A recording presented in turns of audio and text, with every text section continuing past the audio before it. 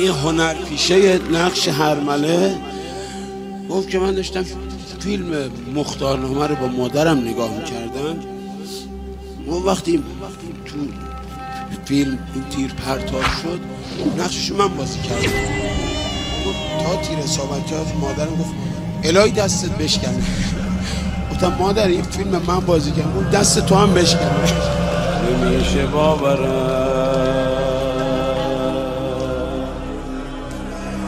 که وقت رفتنه